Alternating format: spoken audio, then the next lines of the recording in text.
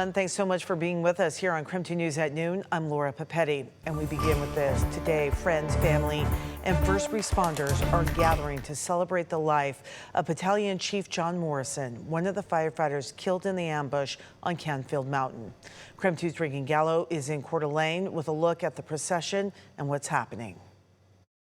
Well, the first celebration of life has started to honor fallen Battalion Chief with Coeur d'Alene Fire Department, John Morrison Jr. American flags were flying high on East Coeur d'Alene Lake Drive as the public waited in anticipation to honor the families and friends of fallen Battalion Chief John Morrison, who died in the ambush attack on Canfield Mountain. As first responders are essential to communities across the nation, the International Association of Firefighters traveled to North Idaho to pay their respects and support the families of both Battalion Chiefs John Morrison and Frank Harwood. Well, John, even though I didn't know him, was my brother. He was my brother firefighter. And firefighting, it transcends the globe. It transcends language, it transcends currency, it transcends the borders of a country.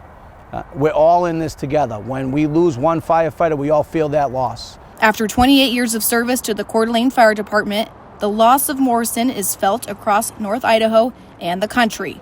His colleagues say he was a proud, charismatic family man. We have a lot more to cover on the celebration of life honoring John Morrison, and that will be in our 4 p.m. newscast. Reporting here in Coeur d'Alene, Regan Gallo, KREM 2 News. The Western Pines fire north of Davenport grew to almost 4,000 acres after sparking yesterday afternoon. DNR telling us 3 cabins have burned so far, and level 2 and 3 evacuations were put into effect. The cause of that fire is still under investigation. However, it is believed to be intentionally set. Taking a look on your screen are the evacuation orders from last night that are still in effect. People who live in the Cayuse Cove area from Bald Ridge Road to Circle Road should be prepared to leave. The Lincoln County Sheriff's Office is urging people to just try to stay out of that area as crews attempt to create a fire line. The Lincoln County Fairgrounds is open for evacuation staging. Firefighters are also battling, of course, the Hope Fire. That's in Stevens County. That fire has burned about 3,500 acres near Northport, and at last report, 0% contained. There are level 3 evacuations in place, and the evacuation center is located at the Kettle Falls Middle School. And police have made an arrest. They arrested the man they think set 6 fires. Chad Horn is accused of starting the string of fires that damaged 4 buildings in downtown Spokane. That was yesterday. But just last year, he was convicted of reckless burning in the 1st and 2nd degree and started a similar string of fires around the very same area. The Spokane Police Major Crimes Unit is investigating to figure out if he has sparked any other fires recently. It is just a few minutes past noon right now. We're going to take a pause on the day's news and talk about the day's weather. And we have Brendan T. Jones. He's out in the KREM 2 Outdoor Weather Center. Brandon, what do you know?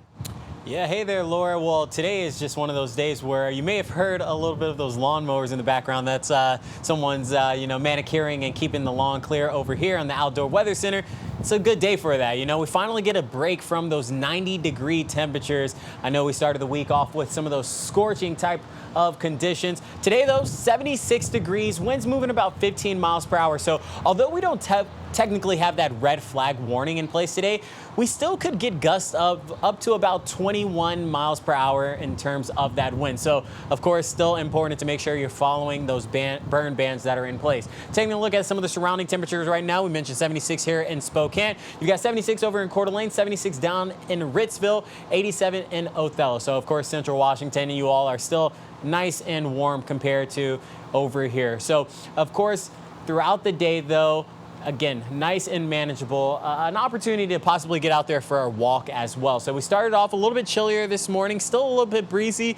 By this afternoon, we're looking at highs around 81 before we head into those evening hours with nice, clear, and cool conditions. I think you can definitely open those windows again tonight, let some of that fresh air in, because the heat, it is going to be on its way once again.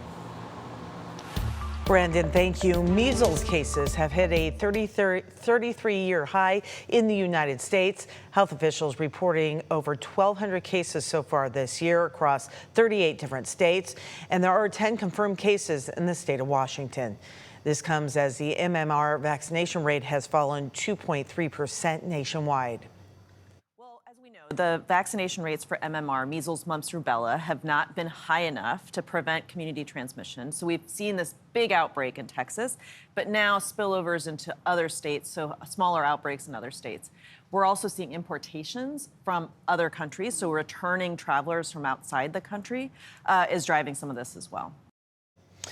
The CDC recommends children get the MMR vaccine twice, once at 18 months and then again at 6 years. However, those recommendations are from when measles essentially had ended in the United States. We have an update in the search for Travis Decker. The Marshals Service says the man that they thought could be Decker in the Sawtooth National Forest turned out not to be him. The U.S. Marshals Service located the man who multiple witnesses saw at the Sawtooth National Forest and was believed to be Decker. That man cooperated with investigators and said he was hiking in the Bear Creek area this past weekend.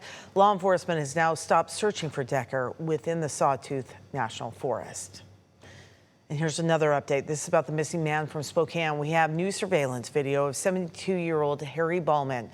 This is actually from Sunday near Highway 2 in Deer Park, Milan Road in North Spokane. His family thinks he is now potentially hitchhiking to the Boston area where he is originally from.